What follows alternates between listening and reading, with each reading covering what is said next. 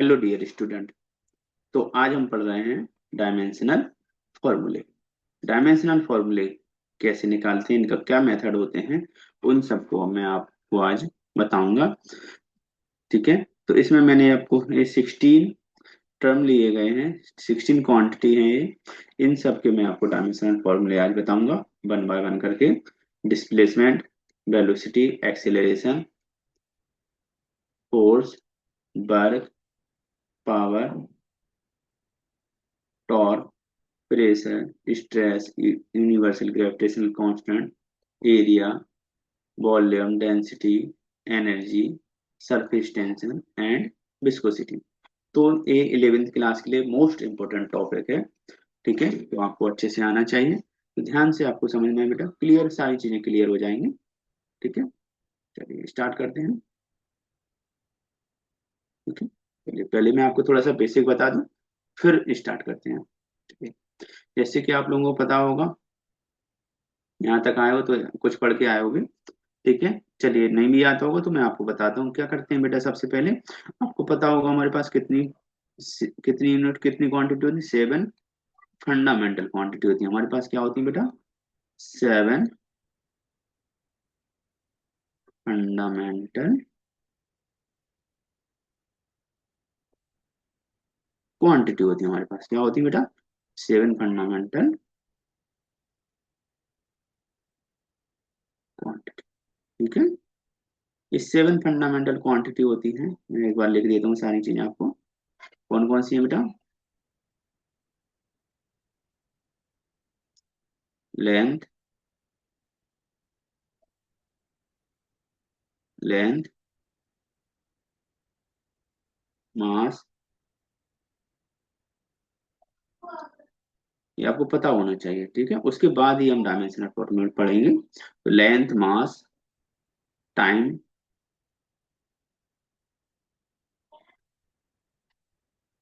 Temperature,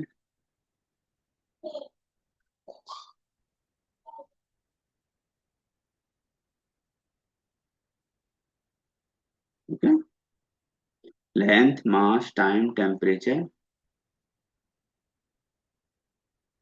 current,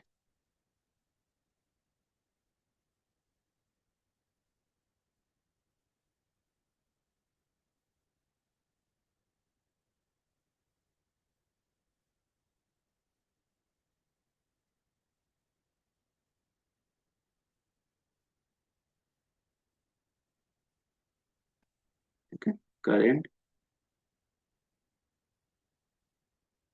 ठीक है, amount of substance, amount of substance,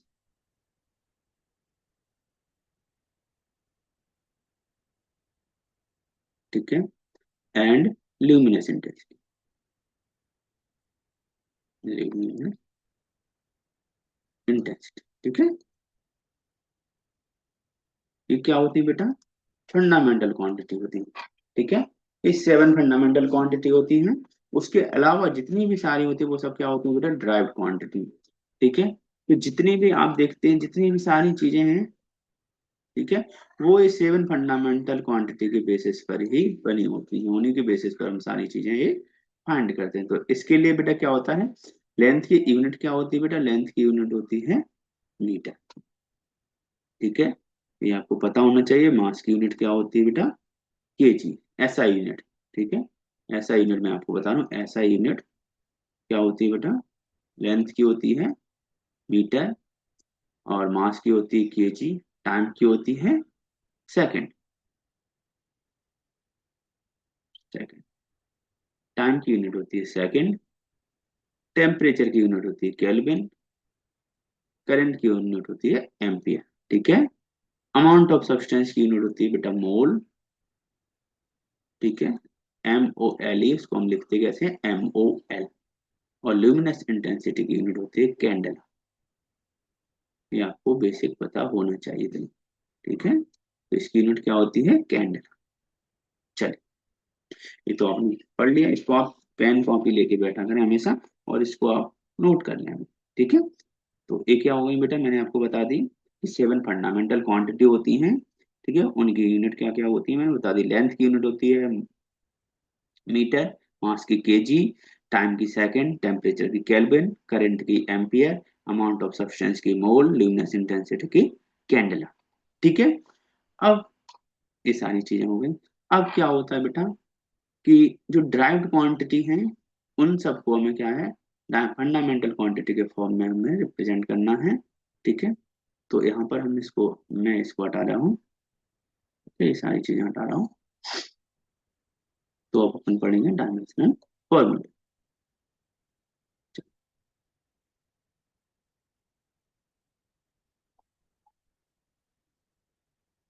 तो जितनी भी यूनिट है उनको बेटा हम किसके फॉर्म में लिखते हैं, फंडामेंटल क्वांटिटी के फॉर्म में लिखते हैं।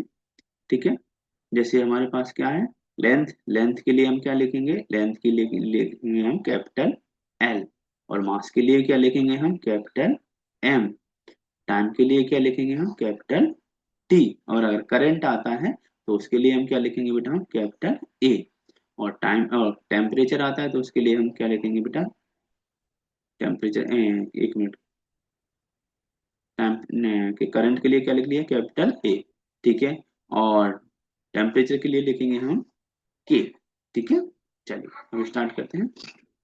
तो देखिए, ध्यान से देखिए, तो मैं आपको बता देता हूँ, अगर लेंथ लिखा है या लेंथ की यूनिट आ रही है जैसे मीटर आ रही है, तो आप क्या वहां पे क्या लिख देंगे, कैपिटल एल, और अगर कहीं पे मास लिखा हुआ है, मास की यूनिट है कहीं पर, तो उसके लिए आप क्या लिखेंगे, कैपिटल एम, और कहीं पर आपके टाइम की यूनिट आ रही है, टाइम आ रहा है, तो क्या लिखेंगे आप इसको, कैपिटल टी।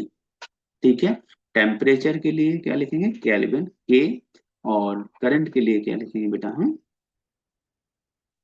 करंट के लिए लिखेंगे हम इसमें ए, और टेम्परेचर के लिए लिखेंगे क्या, के। ठीक है, तो लेकिन ए अभी आप देखोगे, आप एम्पियर करंट के लिए बेटा, करंट क्या होगा आपका 12th चैप्टर में आप पढ़ते हैं, सॉरी 12th क्लास में आप पढ़ेंगे, और ऐसे टेम्परेचर भी, आप टेम्परेचर आप आगे पढ़ेंगे हीट वगैरह में, तो मैं आपको मैं अभी लिखवा दूंगा।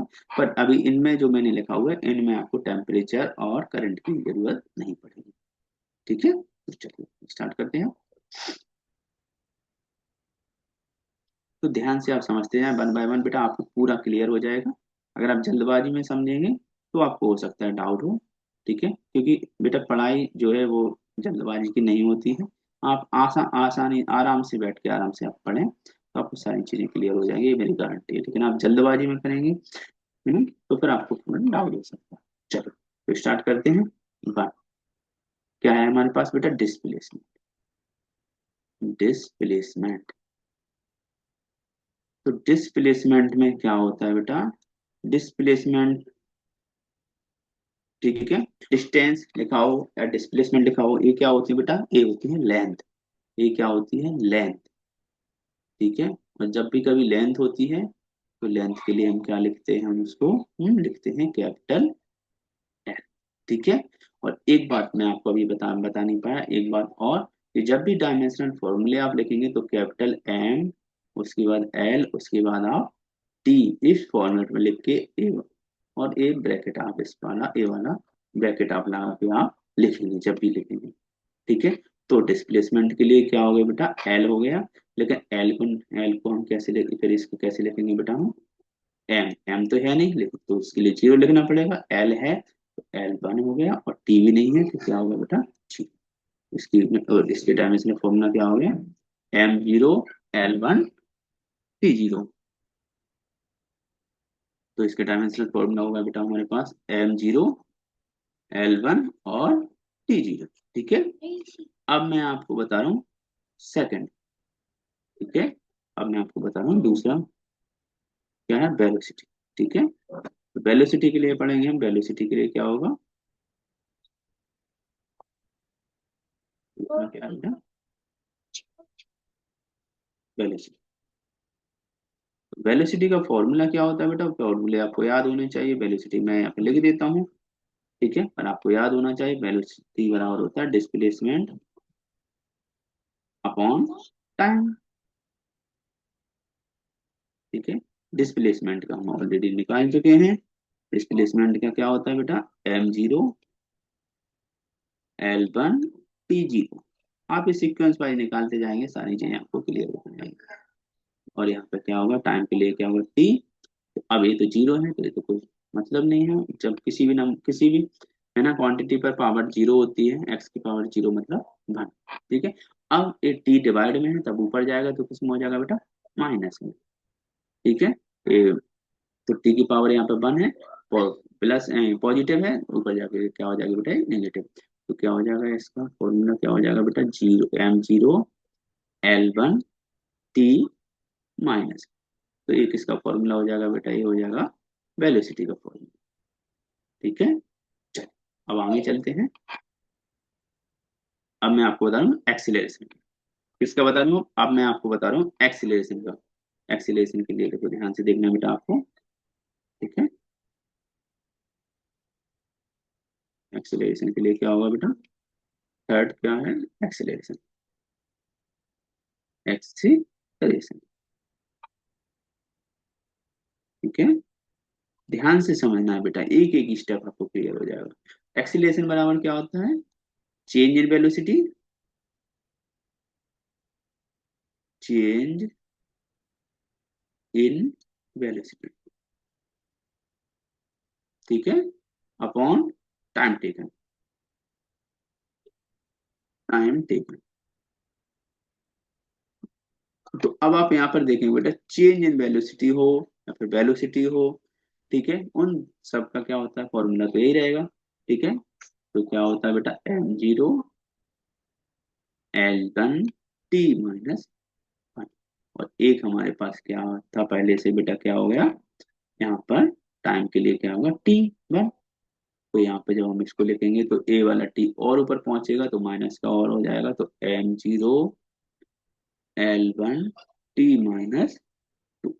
इसका फॉर्मूला क्या हो जाएगा बेटा, m0 L1 T-2। अगर आपको बेटा इतना लिखा हो L1 T-2, तो भी ये इसका फॉर्मूला माना जाएगा। ठीक है। तो आपको कंफ्यूज नहीं होना है, आप m0 भी लिखा रहेगा तो भी आपका इसका ही फॉर्मूला है, और m नहीं भी होगा तो भी ये एक्सीलरेशन का ही फॉर्मूला है। ठीक है। अब मैं आगे चलता हूँ, तो इसको मुझे रफ करना पड़ेगा, तो आप एक बार नोट कर लीजिए, उसके बाद फिर मैं इसको ये रफ कर दूँ। ठीक है। चलिए यहाँ से मैं रफ करता जा रहा हूँ, बन गया। ठीक है। तो आपको ये ध्यान से करना है बेटा। ठीक है। एक बार अभी आप समझ लेंगे और उसके बाद नोट कर लेंगे, तो ठीक है, फिर आप खुद से करके देखेंगे तो आपको कोई प्रॉब्लम इसमें नहीं आएगी। ठीक है। अगर आपको कोई प्रॉब्लम भी आती है तो आप कमेंट में आप मुझे बता दें। ठीक है। तो मैं उसको और एक्सप्लेन कर दूंगा दोबारा से। ठीक है। उसके बाद आप मुझे व्हाट्सएप नंबर पर भी मुझे व्हाट्सएप कर सकते हैं, जहाँ से मैं आपको है ना पर्सनली आपको बता सकता हूँ। ठीक है। कोई प्रॉब्लम नहीं है। चलिए।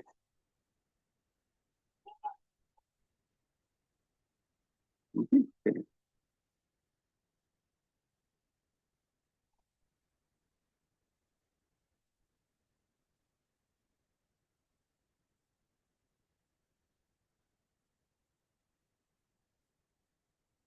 देखिए अभी मैंने इसको रफ नहीं किया।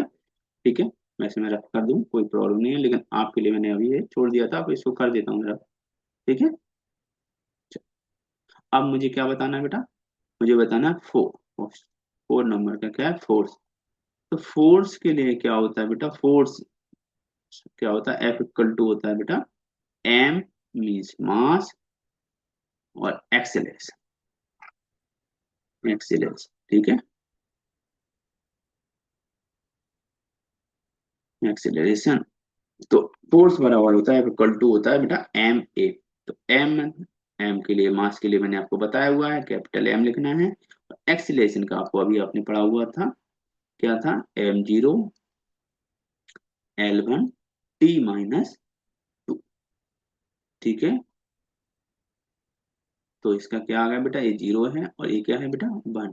तो वन प्लस जीरो क्या हो जाएगा, वन। तो m1 L1 T-, एक इसका फॉर्मूला बन गया बेटा, ये डायमेंशनल फॉर्मूला बन गया फोर्स का। ठीक है। अब आगे वर्क का पढ़ेंगे, तो वर्क का क्या होगा बेटा, वर्क का क्या होगा बेटा, आप साथ साथ में आप नोट करते भी जाएं। ठीक है। वर्क के लिए क्या होता है बेटा, फोर्स इंटू डिस्प्लेसमेंट, ठीक है, फोर्स इंटू डिस्प्लेसमेंट, ठीक है, मैं यहाँ पे शॉर्ट में लिख दिया फोर्स इंटू डिस्प्लेसमेंट। फोर्स का फॉर्मूला क्या होता है बेटा, अभी बताया है, m1 L1 T-2। और डिस्प्लेसमेंट का क्या था फॉर्मूला, अभी बताया था स्टार्टिंग में, L। तो क्या हो जाएगा बेटा, मल्टीप्लाइड हो जाएगा। हमेशा बेस सेम होने पर मल्टीप्लाइड में पावर ऐड होती है, तो आपको पता ही है। तो m1 L2 T-, तो ये बेटा किसका हो गया, ये हो गया हमारा वर्क का। वर्क के लिए डायमेंशन फॉर्मूला हो गया। अब मैं आपको बता रहा हूँ पावर का, ठीक है। तो पावर का फॉर्मूला क्या होता है बेटा, पावर बराबर होता है वर्क अपॉन टाइम। पावर का फॉर्मूला होता है बेटा W/T। ये फॉर्मूले आपको याद होने चाहिए, मैंने यहाँ पे लिख दिए, तो आप एक बार अच्छे से याद कर लें, ठीक है। फिर इसके बेसिस पर कुछ क्वेश्चन आए हुए हैं नीट वगैरह में, ठीक है, वो भी मैं आपको बोर्ड में या नीट में आए हुए हैं, वो भी मैं आपको सॉल्व करवा दूँ, ठीक है। चलो, और पावर के लिए ऑप्शन 6 नंबर का है पावर। तो पावर के लिए बेटा क्या होता है, वर्क अपॉन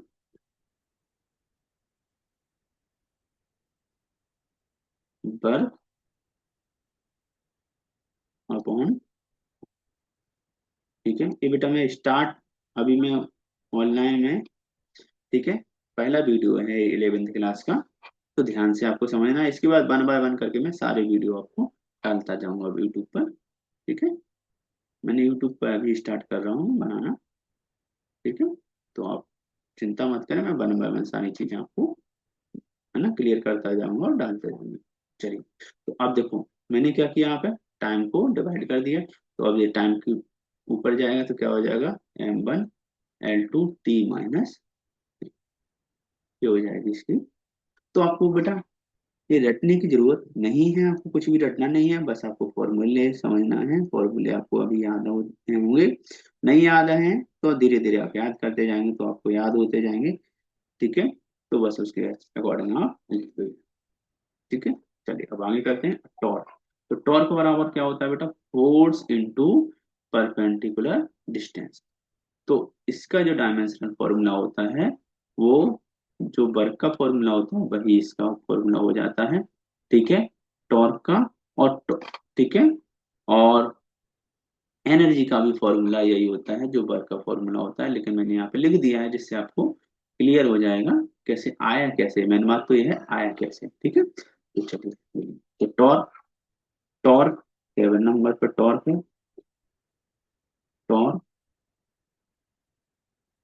ठीक है। टॉर्क को हम रिप्रेजेंट करते हैं टाउ से, इसको क्या बोलते हैं बेटा हम, टाउ। टाउ से रिप्रेजेंट करते हैं। टॉर्क बराबर होता है फोर्स इंटू परपेंडिकुलर डिस्टेंस, ठीक है, परपेंडिकुलर, पेंडिकुलर डिस्टेंस, ठीक है बेटा, ध्यान से समझना है। जहां पे पेन चल रहा है वहीं पे आपको फोकस करना है। तो force into perpendicular distance, force का फॉर्मूला क्या था, अभी मैंने बताया था, क्या होता था बेटा, F=ma, ठीक है।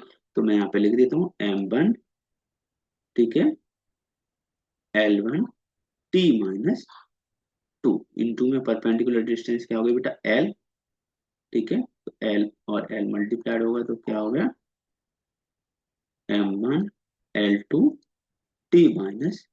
मैंने आपको बताया था कि इसका जो फॉर्मूला है वो बेटा वर्क पे, जो वर्क का फॉर्मूला होता है वही इसका होता है, सेम है, ठीक है। तो ये टॉर्क का होगा।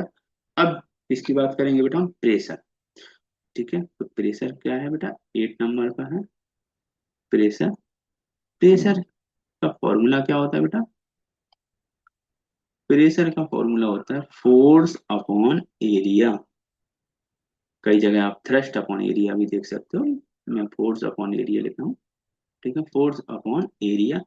फोर्स का फॉर्मूला भी आपको बताया था, m1 L1 T-2। एरिया क्या होता है बेटा, एरिया होता है लेंथ इंटू विड्थ, ठीक है, L इंटू बी। तो L इंटू बी का मतलब होता है बेटा L इंटू L, क्योंकि लेंथ भी तो विड्थ होती है, ठीक है।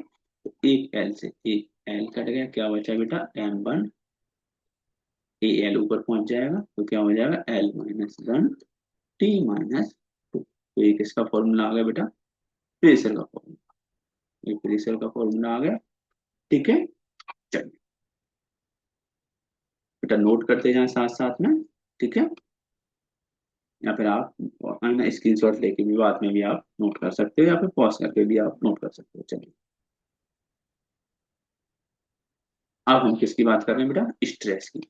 स्ट्रेस क्या होती है बेटा, स्ट्रेस होती है फोर्स अपॉन एरिया।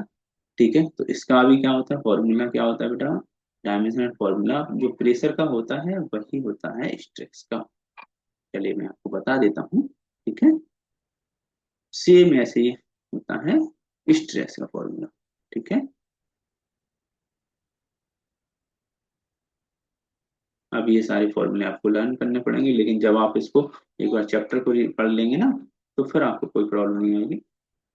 ठीक है, ये फर्स्ट चैप्टर में दिया हुआ है। प्रॉब्लम ये है कि आपके साथ क्या है, फर्स्ट चैप्टर में दिया हुआ है, जबकि ये क्या है बाद में होना चाहिए था सारी चीजें, लेकिन फर्स्ट चैप्टर में दिया है इसलिए थोड़ी सी आप लोगों को प्रॉब्लम आती है। लेकिन जब आप एक बार चैप्टर पढ़ लेंगे सारे, उसके बाद फिर उसको करेंगे तो फिर आपको कोई प्रॉब्लम नहीं होगी।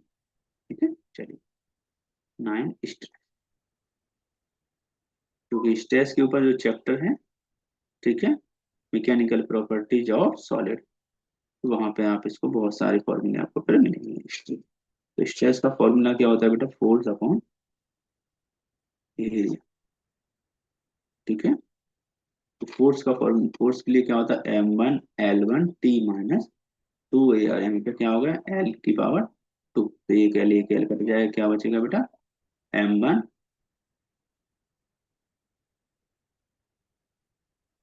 चलिए एक मिनट, ये थोड़ा सा हैंग हो,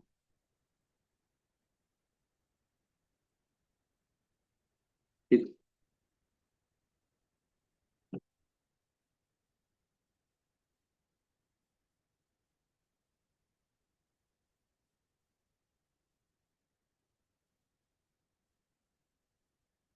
थोड़ा सा हैंग हो गया है। चलिए यहाँ तक आपने समझ लिया। एक मिनट वेट करो बेटा थोड़ा सा।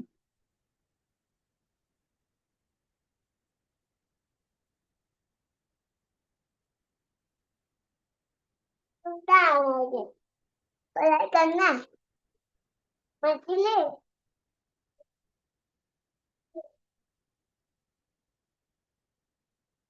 थोड़ा सा बीच बीच नेटवर्क प्रॉब्लम आ जाती है, चलिए कोई बात नहीं, लेकिन अभी सही हो जाएगा एक मिनट में।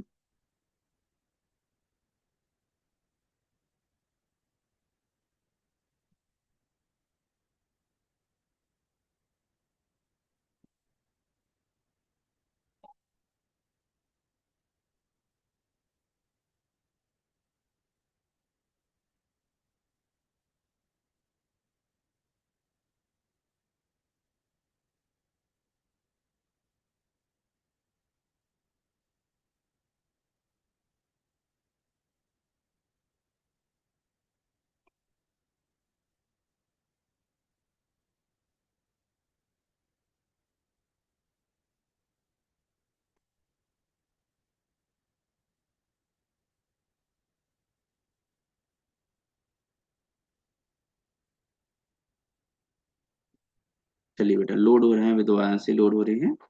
ठीक है, तब तक आप थोड़ा सा इसी को आप ट्राई कीजिए। कहाँ तक पहुंच गए थे हम, स्ट्रेस तक पहुंच गए थे। तो स्ट्रेस का क्या था बेटा M1L-1T-। ठीक है,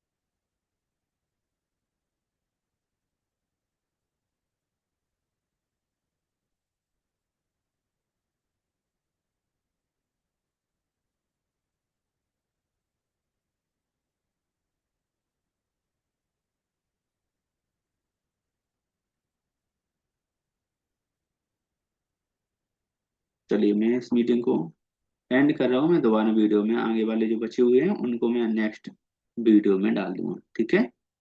ओके बाय।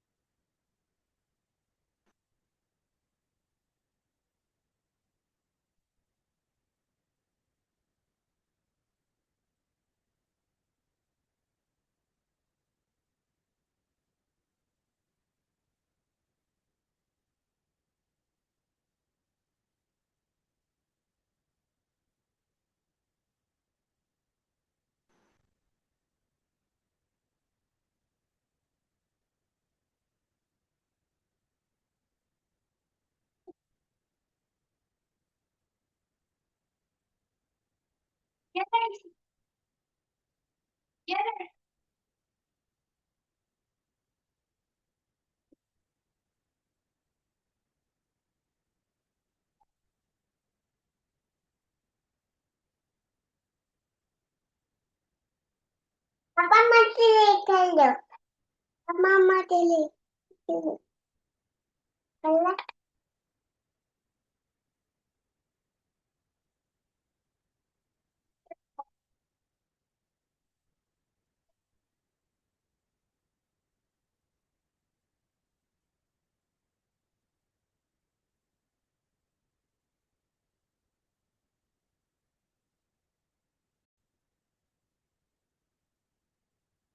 चलिए अब दोबारा से स्टार्ट हो गए हैं। थोड़ी सी नेटवर्क प्रॉब्लम आ गई थी बेटा। चलिए तो हम यहाँ से एल से एल काट दिया, तो इसके लिए क्या बन गया बेटा, ये M1 L-1 और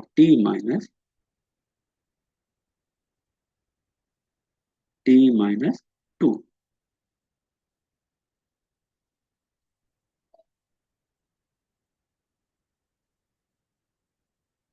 ठीक है। चलिए तो ये आ गया इस टेक्स्ट के लिए।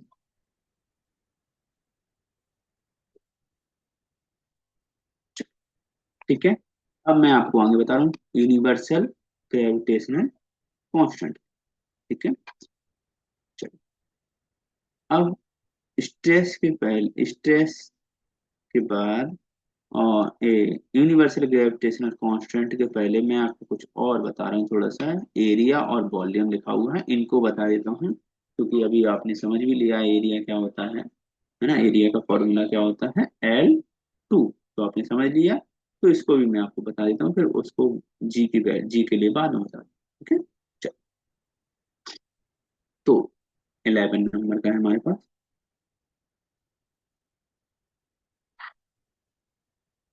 11। ठीक है।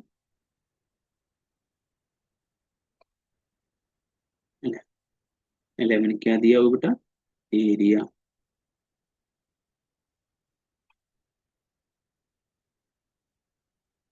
ये वाईफाई बार बार प्रॉब्लम करने लगा थोड़ा सा। चलिए कोई बात नहीं, मैं धीरे धीरे लिख रहा हूँ तब तक। एरिया। ठीक है। एरिया के लिए क्या होता है बेटा, आप देखेंगे एरिया जब भी होता है तो लेंथ इंटू ब्रेड्थ। और ब्रेड्थ को हम क्या कहते हैं बेटा, हम ब्रेड्थ को लेंथ ही कहते हैं। क्यों, क्योंकि उसकी यूनिट क्या होती है, मीटर। तो लेंथ इंटू लेंथ क्या होगा बेटा, L2। अगर मैं इसको लिखूंगा तो M1 M0 L2 T0। ठीक है। और अगर वॉल्यूम के लिए लिखूंगा तो वॉल्यूम क्या होता है बेटा, वॉल्यूम वॉल्यूम क्या होगा बेटा, L इंटू एल, मतलब एल की पावर कितनी हो जाएगी बेटा, 3। या तो आप ऐसे लिख सकते हो या फिर M0 L3 T0। ठीक है। अब मैं आपको बता रहा हूँ बेटा किसका, डेंसिटी का। तो डेंसिटी बराबर क्या होता है, मास अपॉन वॉल्यूम। डेंसिटी बराबर होता है mass upon volume. Mass upon, ठीक है, तो डेंसिटी बराबर होता है मास अपॉन वॉल्यूम। तो मास के लिए क्या होगा बेटा, M1, और वॉल्यूम के लिए क्या होगा, L3। तो जब ये L ऊपर जाएगा तो क्या हो जाएगा बेटा, इसकी पावर माइनस की हो जाएगी। तो M1 L-3 T0। आप ऐसे लिख सकते हैं, या फिर सिंपल सा कैसे लिख सकते हैं, M1L-3। चलिए अब आगे।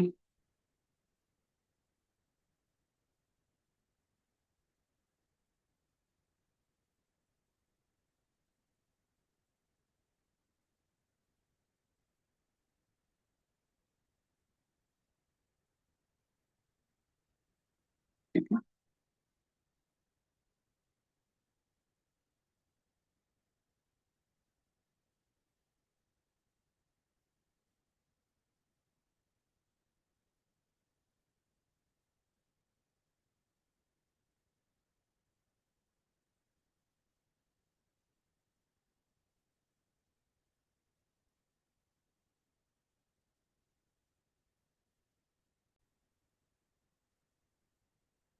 चलिए अब क्या रह गया बेटा हमारे पास, एनर्जी। तो पहले मैं एनर्जी का बता रहा हूँ। ठीक है,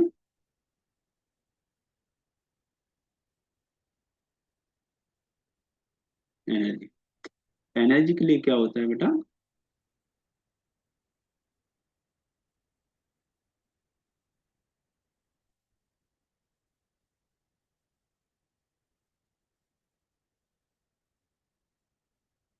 ठीक है,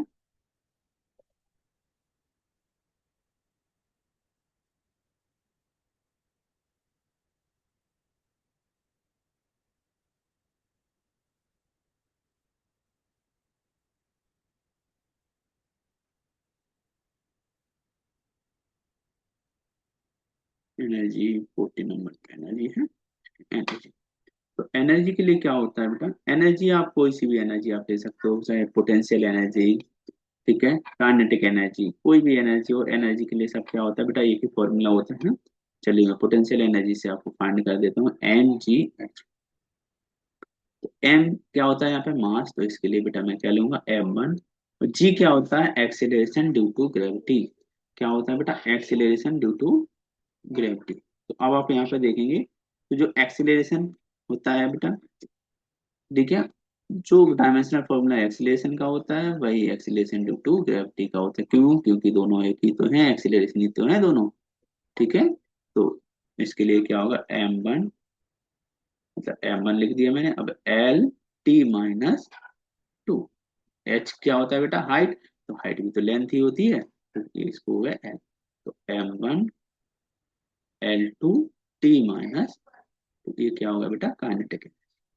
ठीक है, काइनेटिक पोटेंशियल किसी भी एनर्जी का अगर आपसे पूछा जाए, तो ये हो गया M1L2T-2। तो अब आपने देखा अभी, टॉर्क, वर्क और एनर्जी, इन तीनों के लिए फॉर्मूला क्या होता है बेटा, सेम ही होता है। ठीक है, चलिए अब next, surface tension. Surface tension का फॉर्मूला आपको पता होना चाहिए बेटा। सरफेस टेंशन में इसको शॉर्ट में लिख देता हूँ। इसके लिए क्या होता है बेटा, force upon length per unit, force per unit length. ठीक है, तो फोर्स के लिए क्या था, M1L1T-2। ठीक है, और लेंथ का क्या होगा बेटा, L1, तो एक कटेगा, क्या बचा, M1L0T-, ये किसका आ जाएगा बेटा, ठीक है, ये किसका आ जाएगा हमारा, सरफेस टेंशन। अब हमारे पास विस्कोसिटी बचा हुआ है, और यहाँ पर ग्रेविटेशनल फोर्स, तो इन दोनों का लगा रहा हूँ। ठीक है, तो यहाँ से मैं इसको रख कर देता हूँ। एक काम करता हूँ, मैं सभी को, नहीं सभी को नहीं बताना है थोड़ा सा। ठीक है, पूरा पेज ही क्लियर कर देता हूँ। ठीक है, चलिए, चलिए। तो क्या बचा बेटा हमारे पास, यूनिवर्सल, यूनिवर्सल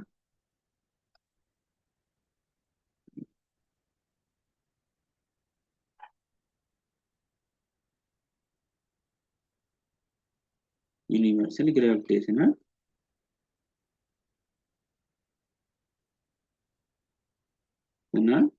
कांस्टेंट। क्या होता है बेटा ये, ये होता है जी, कैपिटल जी। ठीक है, तो यहाँ पर आप देखेंगे एफ बराबर होता है बेटा, क्या फॉर्मूला याद होना चाहिए आपको, एफ बराबर होता है जी M1 M2 upon D square. ठीक है, अब क्लियर दिख रहा होगा ना, मजा आ रहा होगा, है ना, फिर अकेला लिख लिया ना इसलिए।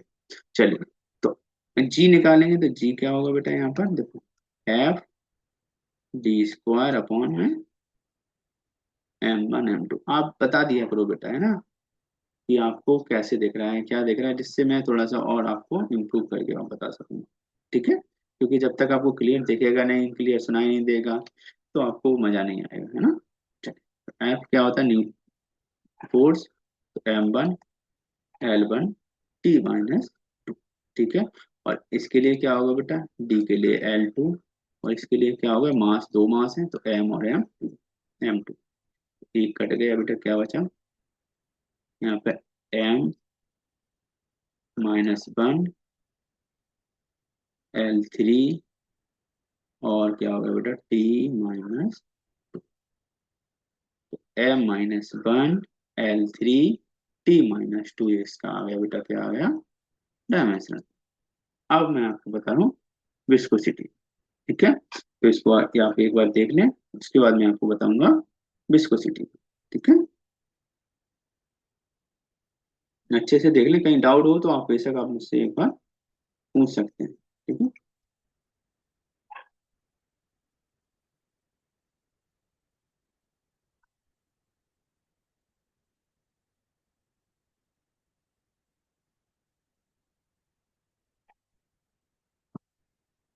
ठीक है, मैं रफ कर दूं इसको। चल, तो क्लियर पेज कर दें। अब विस्कोसिटी था बेटा, बड़ा बड़ा आप लिख रहा हूँ, ठीक है, मुझे भी बढ़िया मजा आया। विस्कोसिटी, विस्कोसिटी का क्या होता है बेटा, फॉर्मूला क्या होता है, पहले तो ये समझ लो। तो शियर स्ट्रेस बराबर होता है बेटा, शियर स्ट्रेस बराबर होता है, ये सारी चीजें बेटा बेसिक है, बस आपको थोड़ा सा समझना आना चाहिए। क्या शियर स्ट्रेस बराबर होता है, mu dv upon d y. ठीक है, तो शियर स्ट्रेस क्या होती है बेटा, टाउ बराबर एफ अपॉन ए बराबर mu dv upon d y. ठीक है, अगर मैं म्यू के लिए निकालूं तो म्यू बराबर क्या हो जाएगा बेटा, एफ इंटू में, इसको अगर मैं डी और डी हटा दूं शॉर्ट, क्योंकि डायमेंशनल फॉर्मूला निकालना है, तो इसको बाई लिख देता हूँ सिंपल सा, और इसको ए, और ये इधर क्या आ जाएगा B। ठीक है, तो देखो क्रॉस मल्टीप्लाई हो जाएगा ना, इसका इसके साथ में और इसका इसके साथ में, तो म्यू क्या होगा, फोर्स और डिस्टेंस और एरिया और वेलोसिटी। फोर्स के लिए क्या होगा बेटा, M1 L1 T-, बाई के लिए क्या होगा बेटा, L1 हो गया, और यहाँ पर ए क्या होगा बेटा, L इंटू वी क्या होगा, L और T-। तो एक एल से एक एल कट गया, एक एल से एक एल कट गया। अब यहाँ पे देखो T-1 है बेटा, ऊपर क्या है, T-2 है, तो ये ऊपर जाएगा तो प्लस हो जाएगा, तो केवल क्या बचेगा, T-। तो यहाँ पे मैं लिख दूंगा, ऊपर लिख देता हूँ M1 L भी ऊपर जाएगा तो L-1, और T-, तो ए इसका क्या आ जाएगा बेटा, ये डायमेंशनल फॉर्मूला किसका आ जाएगा बेटा, ये विस्कोसिटी का। तो आप एक बार चेक कर देख लें, अच्छे से समझ लें। ठीक है, अगर आपको कोई डाउट होगा तो मैं आपको दोबारा बता दूंगा, देख लें एक बार।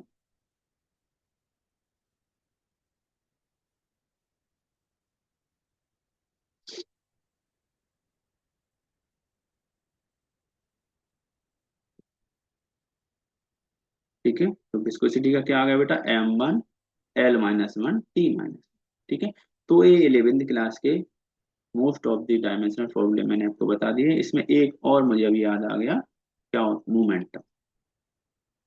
मोमेंटम, तो इसको मैंने वहां पे नहीं लिखा था, तो मैंने यहाँ पे करवा देती हूँ दोबारा से। मोमेंटम बराबर होता है mass into velocity, mass into velocity होता है बेटा। तो मास के लिए एक बेटा m1 हो गया, और वेलोसिटी का क्या होता है Lt-1। तो ये यहाँ पे खत्म ही हो गया है, m1 Lt-1, m1 L1 T-1। अब एक और, अब ये मुझे याद आ गया तुरंत, इम्पल्स। तो इम्पल्स क्या होता है बेटा, जो मोमेंटम का फॉर्मूला होता है वही होता है इम्पल्स का, लेकिन आता कैसे है। तो उसके लिए बेटा क्या होता है, force into time, force into time. Force का क्या होता है बेटा m1 L1 T-1, T-2, दोबारा लिख देता हूँ इसको टी को। तो क्या होगा बेटा m1 L1 T-2, और यहाँ पे एक टी बन आ गया, तो एक टी से टी कट गया, क्या बचा बेटा m1 L1 T-। तो ये मैंने आपको बता दिए सारे फॉर्मूले। ये सारे फॉर्मूले आप देखोगे 11th क्लास में, ये मोस्ट इम्पोर्टेंट हैं, ठीक है, जिसकी आपको बार बार जरूरत पड़ेगी, तो मैंने सारे आपको बता दिए, ठीक है। तो अब आप कमेंट में बता सकते हैं कि आपको ये वीडियो कैसा लगा। अगर आपको कोई डाउट हो तो आप कमेंट में लिख सकते हैं, ठीक है। और अगर आप कुछ स्पेसिफिक डाउट होगा तो आप बता सकते हैं, तो मैं उस पर भी एक वीडियो आपको बना दूंगा, ठीक है। ये मेरा नंबर में, मैं आपको नंबर लिख देता हूँ, 8878336549, ये मेरा नंबर है। तो इसमें आप व्हाट्सएप मैसेज भी कर सकते हैं मुझे, ठीक है, तो मैं वहां से भी आपका रिप्लाई कर दूंगा, ठीक है। अब बेटा एक दो और होते हैं, ठीक है, इनको मैं आपको लगे हाथ इनको भी बता देता हूँ। क्या होता है बेटा स्ट्रेन। तो स्ट्रेन क्या होता है बेटा, स्ट्रेन की कोई डायमेंशन नहीं, नो डायमेंशन, नो डायमेंशन, ना इसकी बेटा कोई यूनिट होती है ना कोई डायमेंशन होती है, ठीक है। अब क्या आ गया एंगल, सॉलिड एंगल होता है एक बेटा, और एक एंगल, इसकी यूनिट तो होती है, यूनिट होती है, बट नो डायमेंशन, डायमेंशन नहीं होती, नो डायमेंशन। तो इसकी कोई डायमेंशन नहीं होती है एंगल की और सॉलिड एंगल की। जब लेकिन इसकी क्या होती है बेटा, ना तो नो यूनिट होती है, नो डायमेंशन। तो कई बार आपसे ये पूछ लिया जाता है स्ट्रेन की क्या यूनिट होती है, क्या डायमेंशन होती है। तो स्ट्रेन की बेटा कोई डायमेंशन नहीं होती है, तो ना ही कोई यूनिट होती है। और एंगल, सॉलिड एंगल की यूनिट तो होती है, पर डायमेंशन नहीं। ऐसे ही क्या होता है बेटा मॉडुलस ऑफ इलास्टिसिटी, या फिर यंग मॉडुलस, यंग मॉडुलस लिख देता हूँ मैं, यंग मॉडुलस होता है यंग,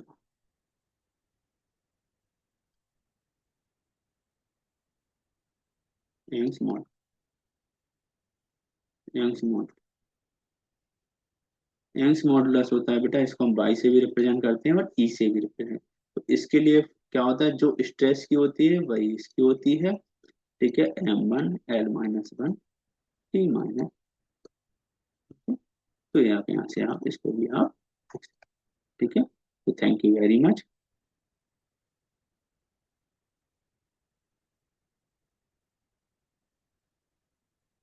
ठीक है, थैंक यू वेरी मच, ठीक है, बाय, ठीक है बेटा। कोई डाउट हो तो बेशक आप पूछ सकते हो, थैंक यू। मैं इसकी प्ले लिस्ट बना दूंगा, तो सारी चीजें आप वहां से आप बार बार आप देख सकते हैं अच्छे से। नोट जरूर करते जाना बेटा, क्योंकि नोट नहीं करोगे तो आप फिर याद नहीं रहेगा और आप भूल जाओगे।